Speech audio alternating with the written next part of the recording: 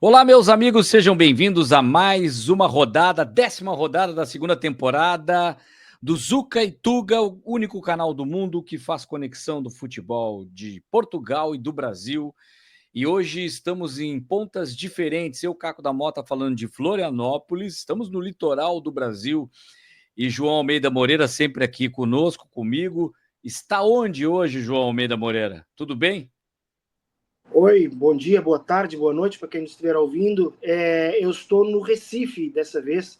Eu normalmente estou, a minha base é em Ribeirão Preto, São Paulo, mas vim aqui fazer uma matéria com o clube mais português do Brasil hoje em dia, que é o Sport Recife, que tem o Pepa como treinador, mais todos os auxiliares técnicos, e três jogadores, né? O que é raro, a gente até já abordou esse assunto. Acho que é agora um pouquinho essa tendência de contratar também, depois dos treinadores, agora também alguns jogadores, porque o futebol brasileiro está com mais dinheiro, está mais apelativo, e então tem aqui três jogadores a atuar no Sport Recife, então vim aqui fazer matéria para o jornal A Bola. E depois, hoje mesmo, já regresso a Ribeirão Preto.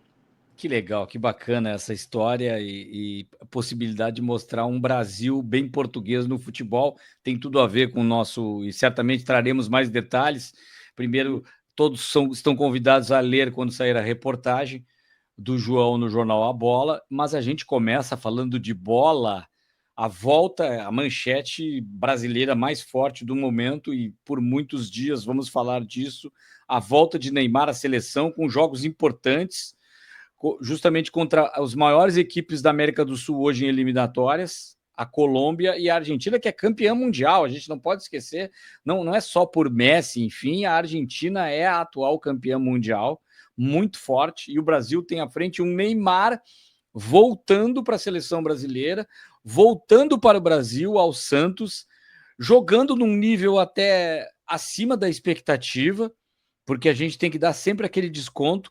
O jogador que vem do mercado árabe, uma coisa é vir da Europa para o Brasil, vir do mercado árabe para cá, mesmo tendo um nível muito alto, às vezes tem que dar um desconto físico, técnico, adaptação, mas o Neymar ele é tão bom tecnicamente que ele já tem mostrado a diferença até com gol olímpico. É impressionante a qualidade do Neymar, parece que tem algo como uma criptonita, né?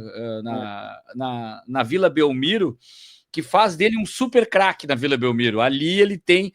Isso é muito comum no futebol, não é algo como ficção científica. Estou brincando com essa expressão, você já usou, João, mas é que quando você está no seu ambiente, você volta para casa, o carinho da torcida, ali você sempre foi um gigante, nunca foi questionado da forma que é questionado fora, porque sempre você tem que provar nos outros aquilo no Santos que você não precisa provar. E aonde você errando, você vai ter o perdão, vai passar a mão. É uma família da Vila Belmiro que abraça o Neymar e é uma sintonia muito importante. A gente falava disso para o futebol brasileiro. Então eu tenho grande expectativa, mas também não dá para cobrar se o Neymar precisar em algum momento, e ele terá que entender isso, o Dorival, ficar no banco, ter que sair de um jogo. Mas para mim, Neymar tem que começar, se estiver fisicamente bem, com aquele quarteto que a gente falava, com jogadores tão bons, o Rafinha, o Rodrigo e o Vini Júnior. O Dorival tem que dar um jeito de encaixar esses quatro caras no time. O resto eu não sei, João. Eu queria a tua opinião. É que é um pouco difícil, são quatro grandes jogadores, né? Nem tenho que discutir, mas são todos um pouco parecidos, né? Não parecem ser muito complementares. É uma tarefa do Dorival conseguir colocar todos ao mesmo tempo. Porque o Vini Júnior é um jogador que joga mais pela esquerda, embora seja destro, né? E gosta de entrar na diagonal para dentro. O Neymar era assim também. Agora talvez o Neymar tenha mudado um pouco as características, venha um pouco mais atrás pegar a bola, talvez seja mais camisa 10, talvez, enfim. O Rodrigo também não é um atacante não é? De camisa 9. E o Rafinha também é um 10, que pode ser um pouquinho mais na ponta, pode ser um pouquinho mais. Enfim, são quatro jogadores de muita qualidade, mas características muito semelhantes. O Dorival vai ter que ali partir a cabeça, ali a arrumar um esquema com eles e com uma retaguarda que seja que lhes permita um pouco ter essa criatividade sem grandes amarras defensivas. E aí reside um dos problemas do futebol brasileiro agora, que é não tem volantes nesse nível, assim, que a gente diga, é indiscutível, esse cara aí é titular e tal, ou seja, tem um monte de bom jogador, bom, mas que não chega a ser aquele ótimo jogador que a gente como tinha no tempo de 94, com Dunga e Mário Silva, como tinha depois noutras ocasiões. Falta ali jogadores do meio campo que a gente diga, esse é indiscutível. Bruno Guimarães, ótimo. Agora veio o Joelinton. Eu estou aqui em Pernambuco, o Joelinton começou aqui no esporte, muita gente festejando a chamada dele. Tem o André, bom, ótimo jogador no Fluminense, mas ainda não tem toda aquela casca, né, do jogador de seleção. Então vai ter que haver ali uma organização do Dorival interessante, mas eu acho que há realmente muito potencial com esses quatro craques lá na frente, jogando de início o Neymar ou não, talvez até de repente o Dorival seja um pouco mais conservador e o coloque no banco no primeiro jogo e titular no segundo, enfim. É que ainda por cima os adversários não dão muito para experiências, né? É Colômbia e Argentina. São talvez os dois, como você falou, os dois melhores adversários agora, junto com o Uruguai, daí na fase de qualificação. Mas eu sinto que com o Neymar volta um pouco a esperança pelo matéria-prima suficiente para o Brasil voltar a ser uma equipe candidata a ser campeão mundial. Eu concordo nessa questão da característica dos jogadores, mas vejo por um lado positivo, até taticamente, porque todos podem jogar do 10 ao 11, né? Que eu falo 10, o 7, o 9 e o 11, o ponta direita, o central, o centroavante, um que vai atrás, né? E talvez possa jogar num 4-2-3, tendo 3 mais atrás e um mais à frente, e eles vão circulando. O que eu não vejo, talvez, em algum momento pode ser que o Neymar seja um falso 9, dependendo da bola, ele avança um pouco mais. E o importante para mim é o Neymar ficar mais próximo do gol, mesmo vindo de trás. Mas a própria convocação, ele aparece como meia na convocação. Isso que é interessante, ou seja, parece que o Dorival já está pensando em escalar ele como um meia e o time jogar ao redor do Neymar como se fez com o Messi. Eu vejo eu acho muito importante. Eu, para mim, começava, a não ser que tenha um problema físico. Eu prefiro que o Neymar comece e saia depois. Para impor já, o Neymar dentro de campo, ele já impõe um respeito diferente da Colômbia e da própria Argentina. Até no abraço que ele vai dar no Messi, são amigos, se dão muito bem. Isso, de certa forma, os companheiros do Messi na Argentina, a relação toda ela é diferente. Claro que quando a bola rola, nada disso importa, mas que ele tem essa chancela, essa importância, e ele puxa mais a responsabilidade para ele e fica mais solto. O Vinícius Júnior estava com esse peso de ser o cara para carregar o peso do Neymar. Ficou muito pesado sem o Neymar, a seleção brasileira para o Vinícius Júnior. Isso ele ainda não tem. Mas agora ele está muito próximo de ter isso. E ele, como segundo, ele pode ser protagonista tecnicamente, mas o líder do time, todos eles falam, a liderança do time é o Neymar. O Neymar é aquele que todos eles admiram, são fãs do Neymar e jogam com ele, muito parecido com o Messi no Brasil, como todos são fãs do Messi, e tem argentinos que também admiram o Neymar. Então, nesse aspecto, é muito importante a presença dele. E isso vai dar também combustível para a nossa próxima pauta, que é justamente nesse novo. O Brasil tem que achar um sistema que ele valorize a criatividade, mesmo sem ter esses volantes de qualidade. Eu vou dizer que do Neymar para trás, não é que sejam jogadores comuns, tem grandes jogadores, mas não tem aqueles espetaculares que tivemos em outras épocas, como volantes, laterais, zagueiros. Apesar do Alisson ter feito uma grande partida, espetacular, achei importante isso, fazendo defesas sensacionais contra o PSG. É importante, temos um grande goleiro. Eu gosto do Alisson, tem muita gente que não gosta. É importante ele viver esse momento. É uma outra liderança que a gente tem. Mas se a gente não tiver essa formatação criativa, o que vai ser do Endrick e do Estevão? Só que o Endrick não é chamado, o Estevão é. Aí eu acredito que por característica, vai um pouco no que você falou, João. O Endrick tem uma característica que o Estevão tem diferente e pode agregar mais agora nesse momento. E o Endrick, na concorrência com outros da mesma característica, a gente pode discutir ou não. Eu sempre convocaria o Endrick, eu gosto muito dele.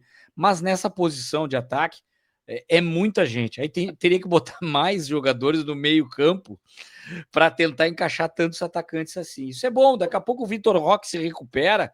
ele não tá legal voltando para o Palmeiras, é outro que pode se candidatar a entrar na fila também. Então é uma safra muito boa de atacantes.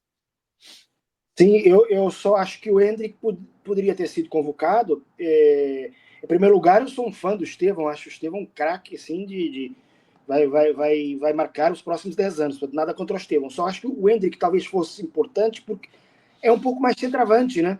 E como a gente falou, tem tanto jogador ali que, tanto como vocês costumam falar aqui, tem tantos arcos, né? Tantos arcos esse time que talvez uma flecha como o Endrick fosse útil. E o Estevão é mais um arco com uma habilidade incrível. E por isso eu acho que poderia ter sido uma convocatória boa para colocar o Ender, que até para dar moral a ele, que ele teve um pouco mais por baixo, que é natural, o Real Madrid não vai jogar sempre, já se sabia, mas agora fez gol, está a jogar outra vez bem. Talvez fosse uma boa ter colocado lá o Hendrick. Entre um e outro, se a gente quiser fazer um braço de ferro, que a gente às vezes faz aqui no nosso programa, é muito difícil a resposta, mas eu talvez até vá para o Estevão. Acho o Estevão, pelo estilo de jogo, driblador, criativo, eu gosto mais desse estilo de jogo. Muitas vezes me perguntam, Messi ou Cristiano Ronaldo? Claro que eu, como português, eu vou estar Cristiano Ronaldo, mas eu gosto mais do estilo Messi. Aquele mais baixinho, mais levinho, pega na bola e dribla todos os jogadores. Gosto mais desse jogador do que um jogador mais na base do físico. Não que o Hendrick não seja muito técnico, mas é principalmente um jogador físico, é um touro, já desde os 16 anos, é um absurdo, né? A força dele, como ele voa por cima dos zagueiros. Por isso, se a gente colocar um braço de ferro, talvez eu até vote Estevão, por muito pouco, né? 10-9, como no combate box, que é sempre ali por uma diferença muito pequenininha que eles dão os votos. 10-9 no Estevão. Mas nesta convocatória eu acho que o Dorival ficou devendo a chamada do Hendrick por causa disso, que era mais um cara ali. Vai que o jogo precisa de alguém mais centroavante ali para brigar, e o Hendrick seria essa opção, e não vai ter. Vai ter um João Pedro e tal, que é um jogador bom também, mas enfim, penso que o Dorival podia ter chamado o Hendrick. Essa questão é interessante. O que eu vejo de importante é preparar o arco. O arco é mais difícil, o jogador mais raro. Sempre que você tem um jogador próximo do camisa 10, o meia atacante, armador, goleador, que joga na frente, você tem que entrosar logo ele para ser um substituto daqueles que você tem. Mas hoje o Rafinha também está jogando, pode jogar numa posição assim, né? Tá podendo fazer esse arco também, e com um chute muito potente. O que eu gosto do Estevão é que ele me lembra um pouco o Rivaldo, sabe? Eu tenho saudade de um cara como o Rivaldo, decisivo, que chuta muito bem de fora da área, com muita qualidade, que chama para si o jogo. Não vou comparar característica, mas assim, aquilo do Sócrates, que vem do meio, cortando por dentro, o cara mais meia, mas o Sócrates, às vezes, ele tinha aquilo, ele limpava 1, 2, e de fora da área metia uma bola na forquilha, no ângulo, fazia um golaço e resolvia. O Estevão tem isso. O Hendrick é muito dependente também de uma arrancada em contra-ataque, ele é muito bom nisso, numa bola cruzada.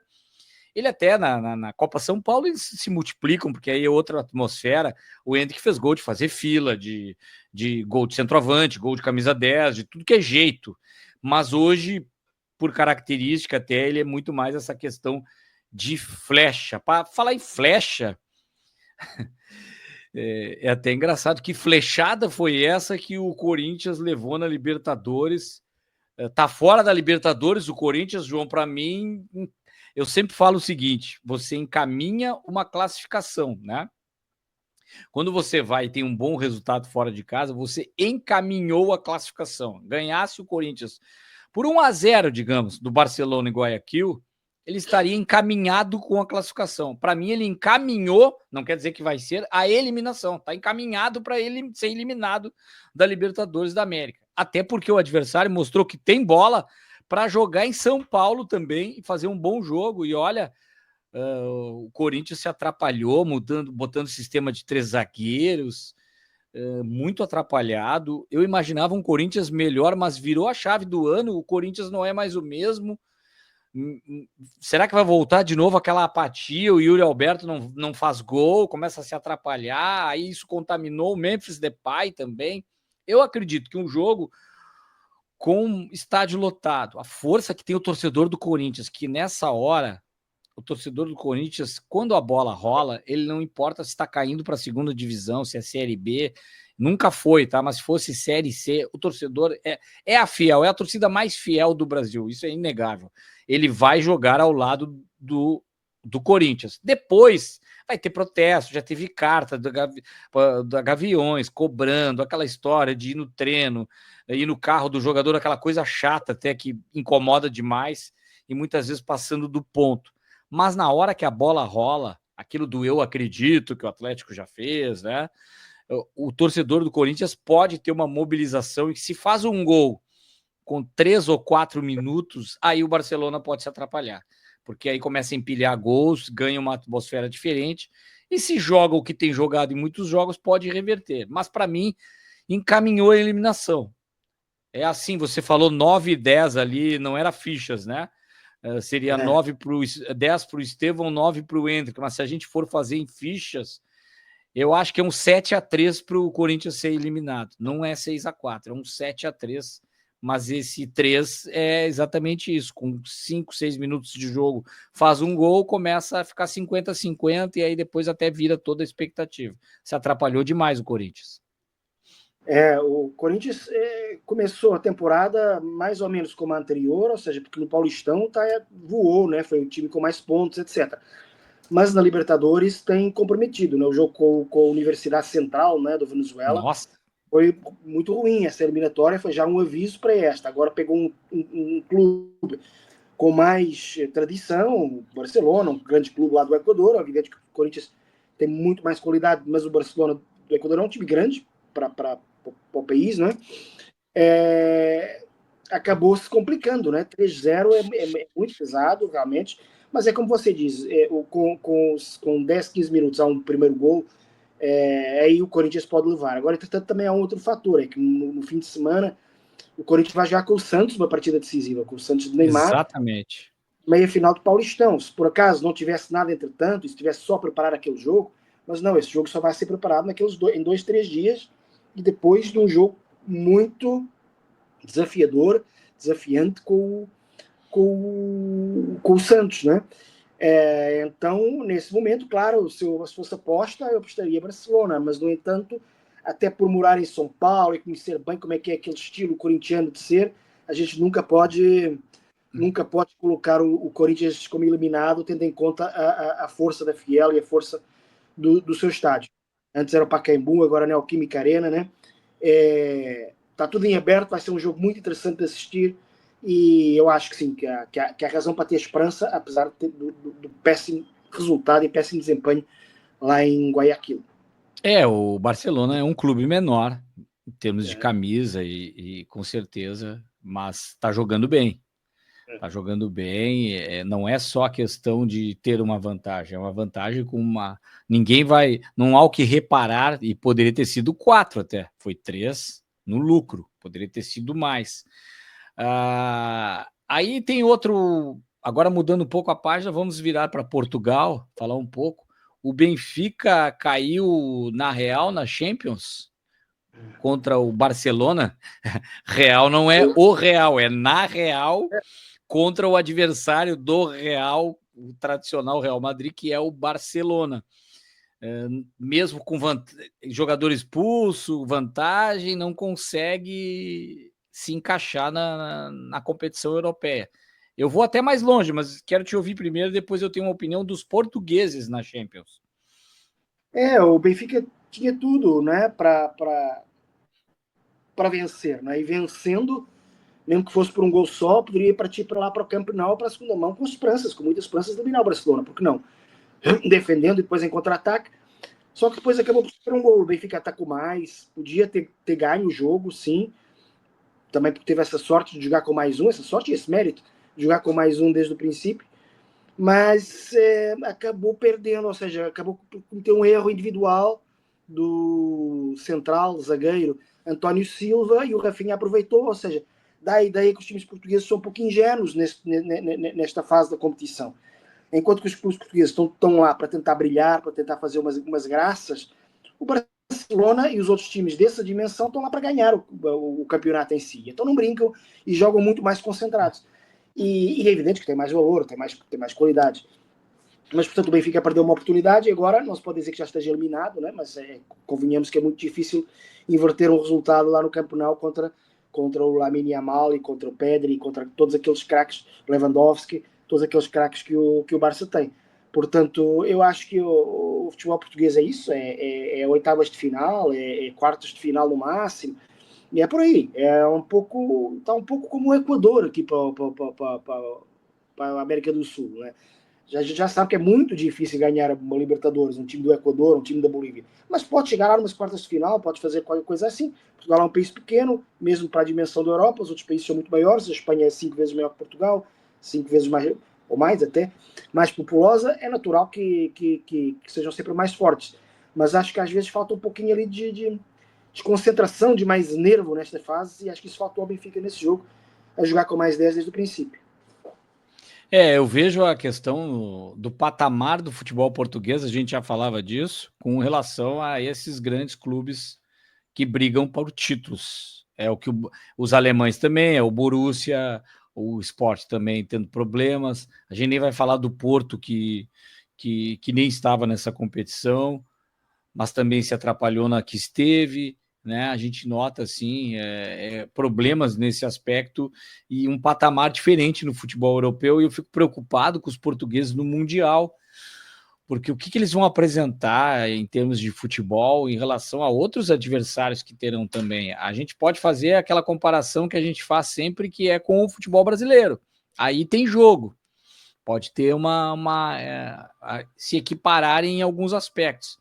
Mas se a gente olhar elenco também em geral, e o Benfica eu não vejo tanto, sabe? Mas o Porto, no Mundial, se não qualificar mais o seu elenco, olha, tem equipes árabes do Japão, pode se complicar e dar até algum vexame para o Porto, para o torcedor do Porto, em relação a alguns adversários. Aquilo que a gente já viu em mundiais de clubes, os outros, os brasileiros, aquela questão de Inter com Mazembe, Raja Casabranca, Atlético, né, o Al Hilal Flamengo. Tem muitos exemplos aí. O futebol não é mais bobo no mundo inteiro, tem jogadores de qualidade em algumas equipes. E aí eu me refiro a elenco, não é nem competitividade, elenco, jogadores de qualidade, que num drible, numa jogada, se a tua defesa não tem um cara qualificado ou no meio-campo não está estruturado, pode se atrapalhar demais. Agora, o Benfica, vamos combinar, é bom que caia logo para poder brigar pelo título português, porque se ficar pensando em esse calendário só atrapalha o Benfica, ninguém joga para perder, né? Mas a gente pode falar isso. É muito melhor o Benfica fora logo da Liga dos Campeões da Europa, até porque atrasou um jogo, o Sporting já venceu e ele está correndo atrás da tabela. É o jogo a menos, mas ele está correndo atrás. O Sport começa a se recuperar de novo e ainda é o único que briga pelo título, né, João? Só para a gente, antes de virar a página, falar um pouco dessa relação do campeonato português, que é o que importa, é o que o Benfica, o Sporting e o Porto disputam. Não dá para pensar em competição europeia, a não ser as menores. E olhe lá, uma Liga Conferência, se tem um desses grandes, mas como eles são geralmente campeões, segundo colocados ou terceiro, eles não jogam a competição menor, né? Mesmo que, enfim, é o Vitória de Guimarães, se defende bem nessa competição menor. É o grande português em competição europeia por expectativa, não é nenhum dos grandes, é o Vitória de Guimarães. A Liga dos Campeões é importante para os clubes portugueses porque tem dinheiro, né? Distribui muito dinheiro em prêmios, etc. E dá muita relevância internacional, ou seja, aqui no Brasil, por exemplo, ou noutros países, as pessoas estão muito mais atentas ao Benfica Barcelona do que ao Gil Vicente Benfica, né? E ficou muito mais na memória a vitória do Sporting sobre o Manchester City por 4-1 do que qualquer outra vitória no campeonato português, ou seja, tem relevância financeira e tem relevância mediática internacional, vamos dizer assim, porque de resto os times já sabem que vão para lá para fazer uma graça só. E, portanto, do ponto de vista esportivo, desportivo, sem dúvida, os grandes portugueses têm que focar sempre no campeonato nacional. É aí que é o que podem ganhar, né? Então, eu acho que tanto o torcedor do Benfica como do Sporting, que perderam o Sporting antes e o do Benfica deve ser eliminado agora, é evidente que ficam chateados, óbvio, né? Querem ganhar, querem brilhar perante grandes clubes europeus, Mas, assim, é normal, já estou acostumado. Agora é virar a ficha para o campeonato português, que é mais importante e é ganhável. Não chega tanto, sabe, João? Mas essa semana eu fiz 2 jogos de venezuelanos, a gente vê da Sul-Americana a dificuldade que é não ter elenco, não ter jogadores, aparecem algumas peças. E na temporada passada fiz um jogo, não recordo qual o jogo, mas foi um de uma equipe pequena que estava na Sul-Americana e o visitante também era uma equipe maior, não recordo, não importa. Pode ser assim, o Barcelona de Guayaquil, que tem uma certa tradição, até o Aliança Lima, que está indo bem, jogando contra um. Eu vou pegar aqui o Porto Cabejo, que eu fiz o jogo, mas era um outro menor ainda. E aí, quando chegou no estádio, a equipe desceu de um. Não desceu do ônibus, desceu num micro-ônibus, numa van, a equipe desceu. Ali você tem a diferença. A comparação que eu faço quando chega numa competição mundial. Claro, o ônibus até deve ser o mesmo de todas as equipes patrocinadas, com o logo. Aí começa a descer o elenco do Barcelona, do Real Madrid e até de algumas outras equipes internacionais, e aí desce e vai ficar brabo comigo o torcedor do Porto, tá? Mas começa a desembarcar o time do Porto, e aí começa a ver as figurinhas ali. E aí nesse ônibus não tem aquele elenco de brilho nos olhos para uma competição mundial.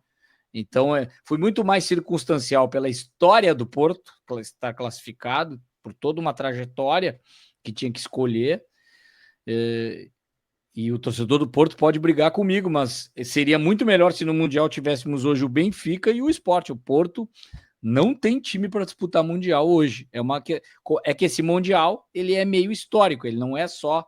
Claro que tem a classificação recente, mas ele tem essa questão histórica também das equipes que pesa numa decisão da própria FIFA, colocando aí equipes que tiveram essa tradição maior, né, João? Sim, é isso. Né? As equipes portuguesas são para competições domésticas, né? Não são feitas para essas competições internacionais para as ganhar, então devem apostar todas as fichas nas competições domésticas. Eu falei em figurinha, vou rodar a vinheta e temos uma figurinha bem interessante e o João vai trazer detalhes locais.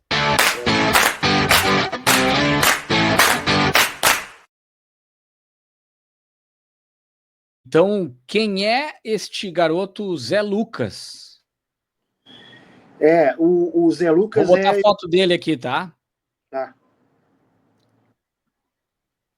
É esse mesmo. O Zé Lucas, ele é um jogador de 16 anos, está sendo convocado para as seleções todas brasileiras, de sub-17 e até acima. Ele começou no esporte aqui nos primeiros jogos desta temporada, porque o esporte jogou com os sub-20, nem sequer era o Pepa treinando, era mesmo o treinador dos sub-20 no estadual.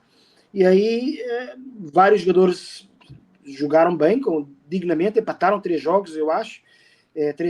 Foram 3 jogos jogados pelo sub-20, empataram todos, se batendo contra times profissionais, mas claro, sem a mesma força do esporte.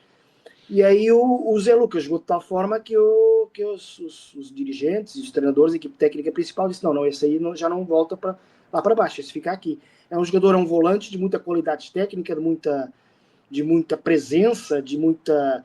É jogador mentalmente já muito forte, né? Ele entra e já domina ali o meio campo, então já vai fazer parte do elenco principal e a torcida do Sport já está com medo que ele saia cedo demais, como saiu o Pedro Lima, que é um lateral esquerdo, que também se começou a destacar do mesmo jeito nas seleções do Brasil, e de repente já está no Wolverhampton e praticamente sem ter jogado no Sport. Pois é.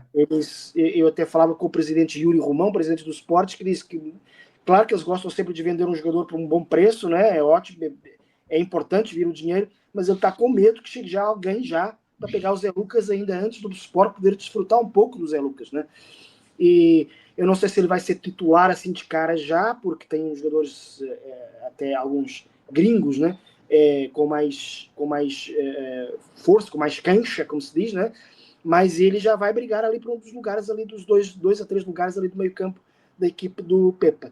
Zé Lucas do curar esse nome aí.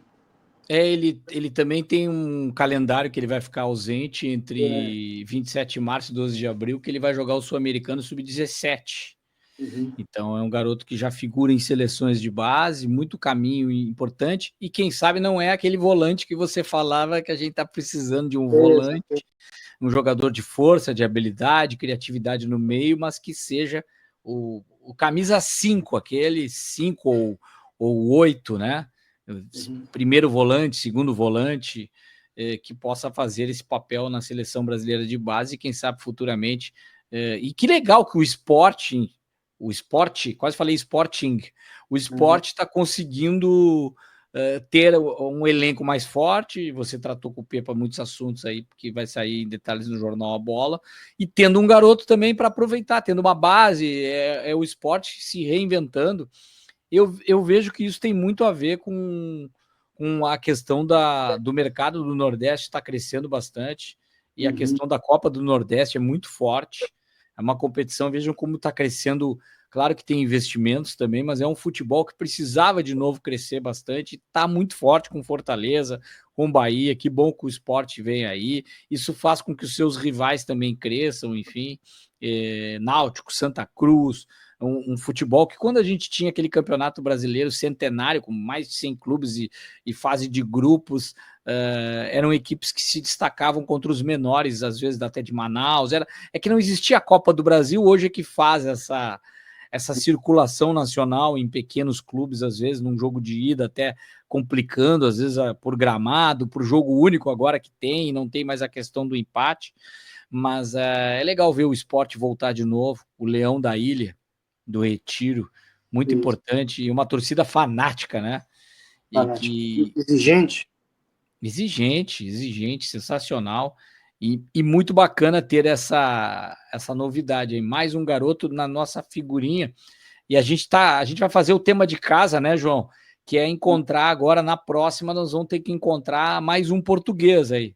Eu já tenho alguns aí que têm comentado jogos, só não anotei na hora que comentei os jogos, mas tem uns 3 ou 4 garotos aí, tem gente boa aparecendo. Bom, o Sporting com jogadores lesionados, machucados, tantos, está se utilizando de vários garotos, e eles estão machucando também, né?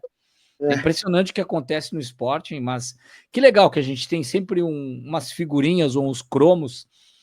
E eu falei até de ônibus, micro-ônibus, e a gente hoje tem um língua que nos desune, de mais uma curiosidade com o mundo da bola, dessa questão de viagem. A gente fala muito, às vezes, eu sempre cito, o mais emblemático é a questão do balneário e vestiário, uma coisa que sempre, para nós brasileiros, causa um impacto. O vestiário se chamar de balneário, que é uma praia para nós, né? E aí eu citei a questão do ônibus, né? Que a gente chama de ônibus, alguns lugares bus, na América Latina tem até um palavrão, né? Tem um lugar que é um palavrão, o ônibus, né? Eu posso te dizer que busqueta, para não falar o palavrão que o pessoal vai entender. E tem lugares que são chamados assim, mas é diferente em Portugal, ônibus, então tem uma outra expressão. Os ônibus de clube, ou mesmo aqueles de transporte público, chama autocarro, não ônibus. Hoje em dia todo mundo sabe o que é ônibus por causa da influência brasileira, mas é um autocarro do clube, o novo autocarro. Assim como também o trem é comboio, acho que a gente até já falou aqui sobre isso. Já. Em relação a ônibus, é autocarro, o autocarro do clube. Eu lembrei dessa expressão porque eu estava aqui vendo o Sport jogar com o CRB para a Copa do Nordeste, então chegou o ônibus do clube e algum dos portugueses, porque o Sport agora está com muitos portugueses, falou que ia subir para o autocarro. Eu pensei, nossa, ele não vai ser entendido por ninguém, a não ser pelos colegas portugueses. Aí eu lembrei dessa de autocarro e ônibus, que tem essa diferença. Não sei de onde é que veio o autocarro, não sei, enfim, mas é como se diz em Portugal. Se o sotaque é carregado e fala rápido, porque se falar devagar autocarro e ele tá perto de um ônibus, a gente deduz que é o ônibus. Agora, se ele fala meio rápido, fica autocar, tira o O, assim, autocarro. O que é autocar? Um carro automático? O que ele quer dizer com isso, né? Pode gerar uma certa confusão. Aí tem que ter o guia das línguas, vale para os brasileiros lá, né? O Jardel, que fala as duas línguas portuguesas, né? Ele consegue ter o sotaque português e o brasileiro. E essa semana eu estava vendo um podcast e quando ele começou a falar de Portugal, ele não se dá conta, ele virou uma chave e ele meio que começou a falar o português de Portugal. Porque quando eu estava no Porto, ele mudou completamente a linguagem, e o apresentador era brasileiro. Mas, de certa forma, ele sabe que também tem muitos fãs em Portugal, e aí ele misturou as línguas, fez uma mistura. Parecia, assim, a língua do Zuca e Tuga, né? Que é mais ou menos isso, né? A gente tem aquela questão aí. E eu ainda tenho um sotaque forte do Rio Grande do Sul. Não tão forte como alguns colegas, mas a gente ainda tem no Brasil diversos sotaques, né, diferentes. João, por hoje era só, acho que foi só em termos de tempo, mas muito conteúdo, bem interessante. Peço para você que está acompanhando, se inscreva no canal. Temos cortes muito interessantes também. Você às vezes quer algo mais rápido, enfim, você se inscreve no canal. A gente tem trechos menores e depois você, com calma, coloca no YouTube aqui, assiste um episódio, se inscreve, manda para os amigos. Você que está aqui no Brasil, está em Portugal, se inscreva no Zuca e Tuga, que nós estamos já na segunda temporada e no nosso 10º, que a gente poderia chamar de episódio, mas a gente chama de rodada. Foi legal, né, João? Você de Recife, eu de Floripa, litoral brasileiro, tem tudo a ver com o verão, esse Zuca e Tuga litorâneo, aliás, litoral bonito também tem Portugal, e espero conhecer um dia algumas praias que gostaria muito de conhecer, justamente praias que têm onda, do surf, acho muito interessante essa questão do litoral de Portugal. Obrigado, João. Até o próximo episódio, ou rodada, como a gente costuma chamar. Até a próxima jornada ou rodada do Zuca e Tuga. Um abraço, até mais.